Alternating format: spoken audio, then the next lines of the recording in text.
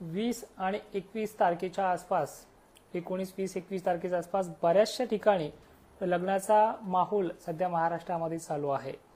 पण या काळामध्ये जालना असेल, छत्रपती संभाजीनगर असेल, बीड, अहिल्यादेवीनगर परिसर असेल, बुलढाणा या भागातल्या शेतकऱ्यांना किंवा लग्नकर्त्यांना फारसा त्रास याचा होणार नाहीये। कारणही तसंच आहे, कारण की या काळामध्ये वाऱ्याची जी तीव्रता आहे ती बाष्प इतर राज्यामध्ये ढकलण्यासाठी मदत करते। आजचं जर माहिती आपण बघितली, आज उत्तरेकडनं वाऱ्याच्या जोरदार झुळूक आल्या आणि महाराष्ट्रामध्ये स्थगित असलेलं जे बाष्प आहे ते कर्नाटकमध्ये डायव्ह केला आणि तो सध्या तेलंगणाच्या काही भागांमध्ये जोरदार बरसताना आपण देखील पाहतो आहे।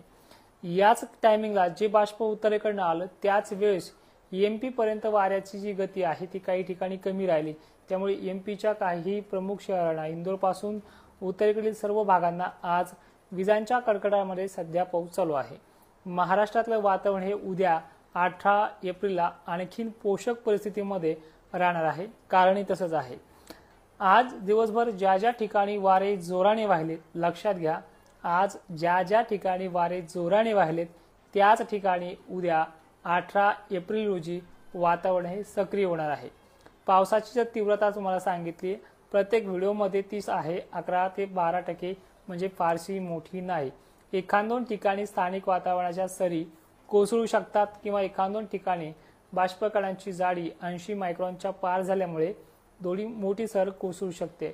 शेतकऱ्यांना मी मागेही मेसेजमध्ये, प्रत्येक व्हिडिओमध्ये एक सल्ला आवर्जून दिलेला आहे की 2.5 ते 3च्या सुमारास उत्तर, पश्चिम या भागाकडनं किंवा काही ठिकाणी दक्षिण भागाकडनं ढगांची रेलचेल जर पाहायला मिळाली तर त्या भागातल्या शेतकऱ्यांनी कांद्याची पोळ झाकण्याची सुरुवात जरी केली तरी चालेल, फारसा याच्यामध्ये धोका नाहीये। आता उद्यात आपल्याला ज्या कमेंट्स आल्यात त्या कमेंट्सच्या नुसार बऱ्याचशा माध्यमातून विचारलं जाते, वीट भट्टी उत्पादक शेतकरी असेल यांनी सुद्धा, आता पुण्याच्या मुळशी भागातले गोडंबे सर असतील, आणखीन बऱ्याचशा शेतकऱ्यांनी आपल्याला कमेंट्स केल्यात। त्यांना एक विनंती असेल, तुम्हाला ह्या 21-22 तारखेपर्यंत फारसा धोका मॉडेलनुसार व्यक्त होत नाहीये, तुरळक ठिकाण वेगळे वगळले तर। पण दिनांक 22-23च्या कालखंडामध्ये पुणे कोल्हापूर मार्गे एक बाष्पाची लेअर चांगलीच बनणार आहे।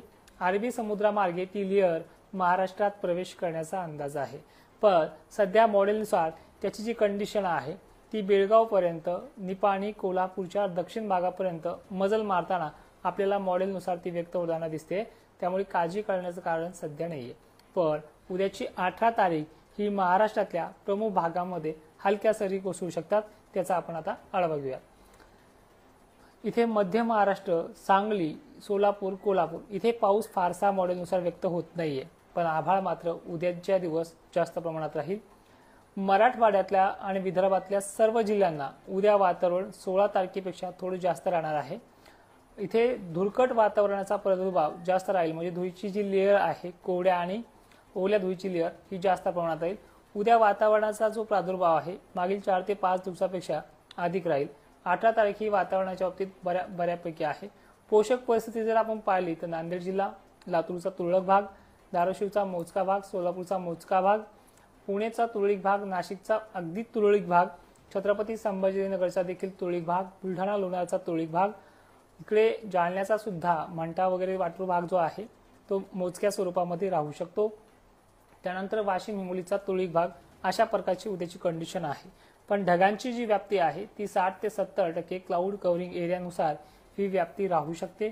पावसाची फारशी मोठी शक्यता यामध्ये दिसत नाहीये, किरकोळ भाग वगळता। आता हा झाला क्लाउड कव्हरिंगचा एरिया आणि उद्याच्या 18 तारखेचा अंदाज। मागील 2 व्हिडिओपूर्वी सुद्धा आपण पुढचे अंदाज व्यक्त केलेत।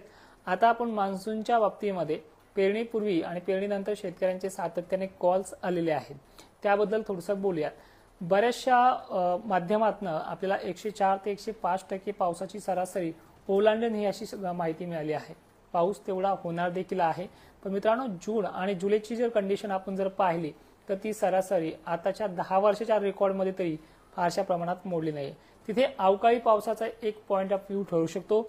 अवकाळी पाऊस काही जिल्ह्यांना पेरणी योग्य बरसल्यामुळे ती सरासरी काही मोजक्या जिल्ह्यांची ती वाढू शकते। त्यामुळे अशा घटकांची माहिती देखील आपण तुम्हाला सुरुवातीला मे महिना शेवटी सुद्धा पेरणीच्या योग्य तारखा देखील देण्याचा प्रयत्न करेल। पण सरासरी ओलांडून टाकेल एवढी शक्यता गेल्या वर्षीच्या तुलनेमध्ये ह्या जूनची नाहीये. कारणही तसंच आहे, कारण की ह्या जूनमध्ये एलपी प्रेशर एरिया, हाय प्रेशरचे मान्सूनी वारे यांच्यामध्ये सायक्लॉनची निर्मिती होण्याचे चान्सेस म्हणजे चक्री स्थिती निर्माण होण्याचे चान्सेस यामध्ये फारशा प्रमाणामध्ये आहेत. तर याच्यामुळे मान्सून भरकटणं किंवा आलेला मान्सून दुसऱ्या राज्यामध्ये डायव्हर्ट होणं असे परिणाम भरपूर पाहायला मिळू शकतात. तर त्याबद्दलही आपण मे महिन्याच्या 15 तारखेला बोलणार आहोत. सध्याची जर कंडिशन आपण पाहिली तर इंडियन ओशन डायपोल सिस्टीम हा यंदा धन स्वरूपात राहणार आहे. तो मान्सूनसाठी पोषक राहू शकतो. त्यानंतर जो काही पॅसिफिक महासागरातला ला निना आणि अल निनोची कंडिशनचा जो स्तर असतो, अल निनो जी कंडिशन आहे ती यंदा नॅचरल आहे आणि शेवटी सप्टेंबर ऑक्टोबरच्या पिरियडमध्ये ती ला निनाकडे वळण्याची देखील चान्सेस आहेत. ही माहिती सुद्धा आपण 5 मार्चच्या रिपोर्टमध्ये व्यक्त केलेली होती. त्या पद्धतीने ही कंडिशन आहे. आता आपल्या काही कमेंट्स उद्याच्या पावसासंदर्भात किंवा मान्सून संदर्भात असतील तर टायपिंग करा आणि पेस्ट करा. तोपर्यंत आपण 18 एप्रिलच्या जिल्ह्यानुसार तारखा समजून घेऊयात. जवळपास बघितलं आपण मॉडेलनुसार तर रेकॉर्ड ब्रेक तोडणारी जी उष्णता आहे ती जालना सुद्धा आहे, जळगाव, नाशिक, अकोला, अमरावती, नांदेड जिल्हा, लातूर, परभणी, सांगली सुद्धा आहे. म्हणजे रेकॉर्ड ब्रेक असा जो जिल्हा आजच्या डेटला जो ठरला आहे तो जळगाव, अकोला आणि अमरावती. जालना 2 नंबरवरती, बुलढाणा 2 नंबरवरती, छत्रपती संभाजीनगर 2 नंबरवरती, अशा प्रकारे नांदेड सुद्धा 2 नंबर, यवतमाळ सुद्धा 2 नंबर. त्यानंतर प्रमुख जे शहरं आहेत हिंगोली, वाशिम हे देखील 2 नंबरवरती रेकॉर्ड ब्रेक उष्णतेच्या लेवलमध्ये ठरलेत. आता उद्याच्या डेटला विदर्भामध्ये सर्वाधिक ढगाळलेली परिस्थिती आणि धुरकट वातावरण राहण्याचे चान्सेस दुपारनंतर 2 किंवा 12:00च्या सुमारास राहू शकतात. इथे पावसाची शक्यता मॉडेलनुसार कमी जरी असली तरी स्थानिक वातावरण होऊन किरकोळ हलक्या सरी 1-2 दिवसाआड जसं वातावरण तुमच्या भागात बनते तशा पद्धतीने बनू शकतं. आता कांदा उत्पादकांना एक विनंती असेल, ह्या गरमीचा फारसा पावसावरती परिणाम जरी नाही झाला तर कांदा उत्पादकांच्या पोळावरती याचा परिणाम होणं साहजिक आहे. कारण ओलसर जाग्यावरती कांदा साठवणं, त्यानंतर कांद्याची सड होणं ह्याचे सगळे प्रकार याच्यामध्ये घडून येऊ शकतात. तर आता एक कमेंट आली आपल्याला, अभय कावळे सर, वैजापूरमध्ये पाऊस आहे का? तर कामं करत असाल तर कामाला याचा काही अडथळा नाहीये. किरकोळ हलक्या सरी व्यतिरिक्त मोठी कंडिशन नाहीये. काही काही ठिकाणी ढगांची रेलचेल वाढून 1-2 ठिकाणी गर्जनेचे प्रकार देखील ह्या 2-3 दिवसामध्ये तुम्हाला पाहायला मिळू शकतात, पण तेवढा धोका नाहीये. काल आपण बघितलंय की जवळपास 16 तारखेला दैठणा, परतूरच्या काही भागांमध्ये आणि इकडे सुद्धा मंठा वगैरे भागात पाऊस झालेला आहे. सटकाऱ्या मागे सटकारे काही काही ठिकाणी ते झाले आहेत. ज्ञानेश्वर शेळके आहेत, कर्नाटकमध्ये पाऊस आहे का? तर कर्नाटकची रेलचेल जर बघितली मित्रा तर पावसामध्ये सक्रियतेचं प्रमाण इतक्या टक्क्यावर जाईल. 2च मिनिटात तुमचा विषय पूर्ण करेल.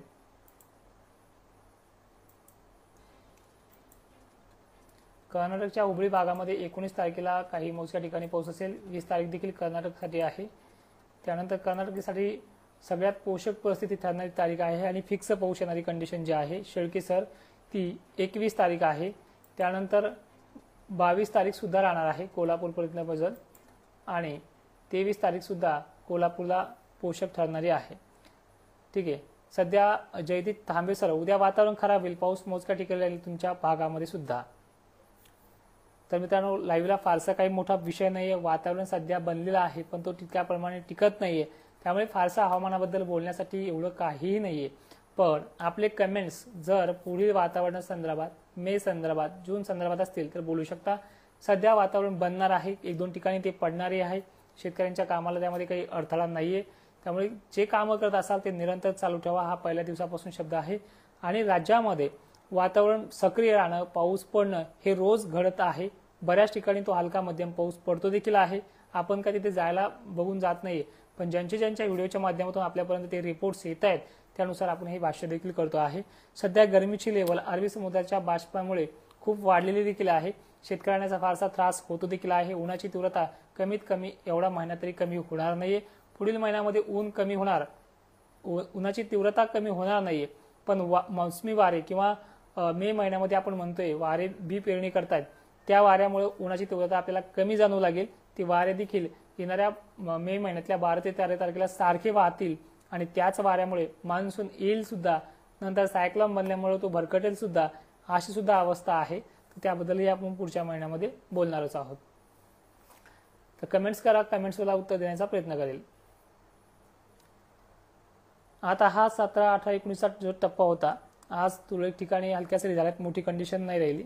8 तारखेला सुद्धा वातावरण अशा प्रकारे विदर्भ, खानदेश, मराठवाडा आणि पश्चिम महाराष्ट्रात देखील बनणार आहे. त्यानंतर हे वातावरण जे आहे, जी रेलचेल आहे ही 19 तारखेला जर बघितली तर पुन्हा कमी होईल, वातावरण किरकोळ ठिकाणी ढगाळ होईल. परत 20 तारखेला हे वातावरण थोडं दक्षिण साईडला ढगाळ होईल, पावसाची शक्यता कमी राहील. त्यानंतर हे वातावरण 21 तारखेला पुन्हा वाढेल. कर्नाटकमध्ये बऱ्याच ठिकाणी हा पाऊस असेल.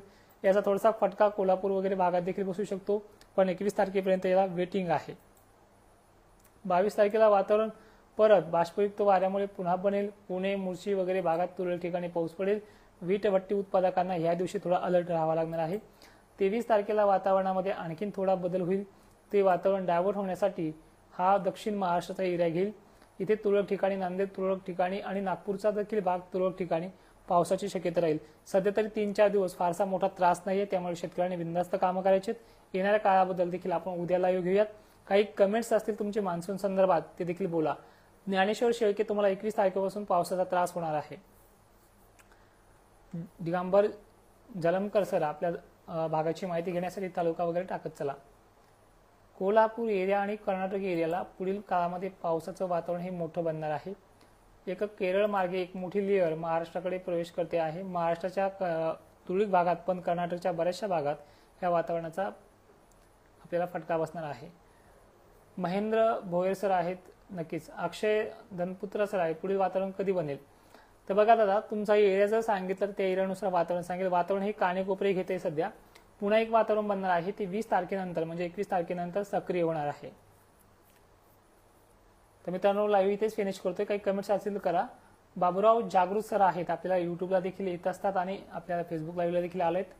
तर शेवगाव बुलढाण्याला सध्या वातावरणाची काही मोठी कंडिशन नाही, पण उद्या गरमी, अंधुक वातावरण, पांढऱ्या कलरची ढगाळ आणि अचानकच 1-2 ठिकाणी शितोडे पडणं अशी कंडिशन घडणार आहे.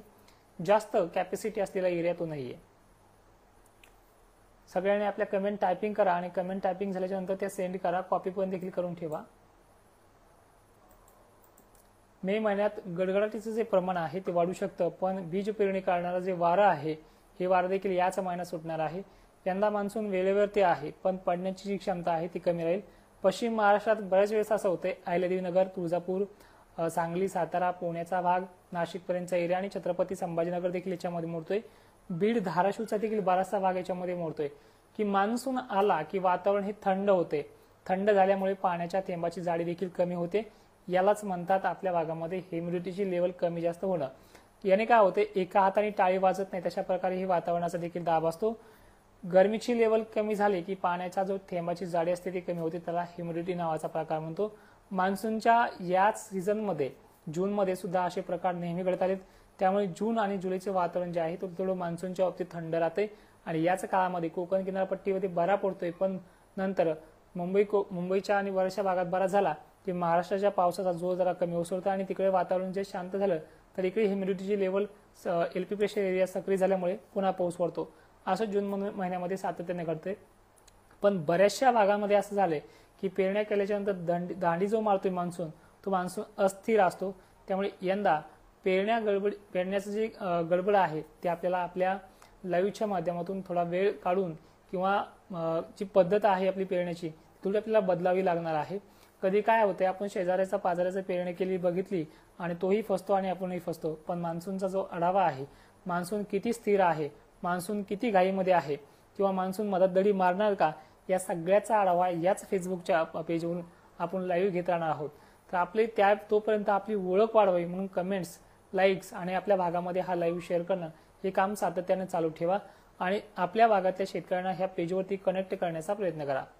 दत्ता डोंगरे सर आहेत, जय शिवराय सर. भविष्य काळात जालना पूर्वेकडील भागाचे वातावरण कसे राहील, हा एक मोठा टॉपिक आहे आणि खूप चांगला प्रश्न आहे. दत्ता डोंगरे सर, तुम्हाला आठवत असेल की जालन्याची उत्तरेकडील बाजू राजूर रोड म्हणा किंवा एक देऊळगावच्या रोड विशेष करून इथे 8 ते 9 गावांना गेल्या वर्षीपासून टँकर नॉनस्टॉप चालू आहे. पावसाळ्यात सुद्धा टँकरने पाणी दिले. तिथे काही छोटे मोठे तलाव सुद्धा यंदा भरले नाही. ते शेंद्रा, एमआयडीसी वगैरे जो काही भाग आहे ह्याचा, तर पाण्याची अवस्था तिथे खूप बिकट झाली आहे. तर त्या शेतकऱ्यांना 2023चा दुष्काळ सुद्धा बरा वाटत होता. इतका खतरनाक 2024चा दुष्काळ हा 8 गावांना पडलाय. तर अशा गावांची आपण यादी केली तर ते भाग जो आहे तो आवर्षणग्रस्त प्रणालीमध्ये पडलेत आणि हाच मेन टॉपिक तुम्हाला कुठेच ऐकायला मिळणार नाही. असे भाग सातत्यानं घडत जाणार आहेत. अंबडमध्ये सुद्धा असे बरेचसे लोकेशन आहेत तिथे फारसा पाऊस यंदा सुद्धा झाला नाही, पण काही जालन्यामध्ये असे भाग आहेत तिथे जमीन सुद्धा 2-2 एकर वाहून गेली.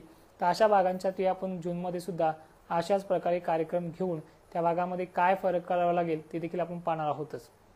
तर मित्रांनो, व्हिडिओमध्ये इथेच थांबतो. सगळ्यांना पुन्हा एकदा जय शिवराय.